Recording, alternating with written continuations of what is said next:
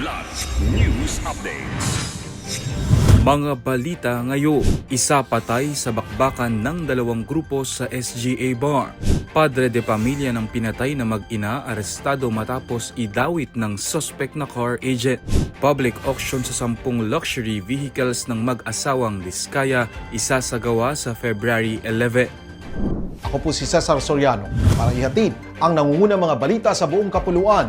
Ngayon, Isang lalaki ang nasawi matapos ang halos 7 oras na armadong sagupaan sa pagitan ng dalawang armadong grupo sa Barangay Bulo, Ligawasan Special Geographic Area o SGA BARM noong gabi ng Enero 29. Kinilala ang biktima na si Rambo Talayan, nasa 8 edad at may asawa.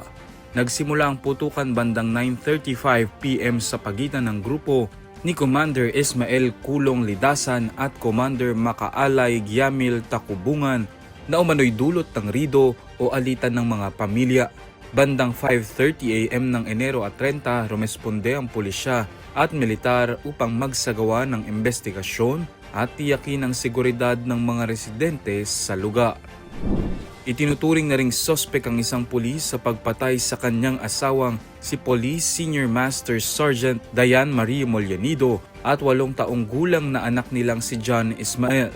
Ayon sa Quezon City Police District, inaresto si Police Senior Master Sergeant John Mollanido nitong Linggo, Pebrero 1 at kabilang na sa 4 na suspect na sumailalim sa inquest proceedings ngayong araw. Tumanggi naman na magbigay ng pahayag ang padre de pamilya na idinawit ng isa pang suspect na isang car agent. Kamakailan ng unang naaresto ang 3 suspect sa magkahiwalay na operasyon sa Quezon City. Ilang araw matapos ang pagkakadiskubre ng mga walang buhay na katawan ng mag-ina sa magkahiwalay na lokasyon sa Bulacan at Tarlac.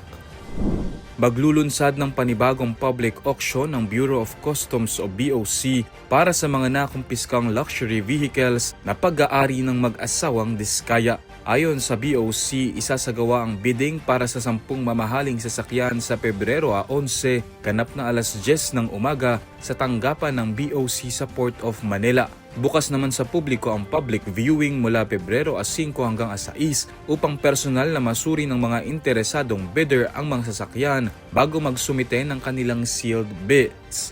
Kabilang sa mga isasalang sa auction ang isang asul na Bugatti Chiron 2017 at isang pulang Bugatti Chiron 2090. Matatandaang noong Nobyembre, 3 sa 7 nakumpiskang luxury vehicles na iniuugnay sa pamilyang Diskaya ang matagumpay na naibenta sa isinagawang public auction ng ahensya. Para sa Kidlat News Channel, ako si Renzel Linon, nag-uula. ako po si Cesar Soriano kasama nyo sa bawat pagputo ng balita.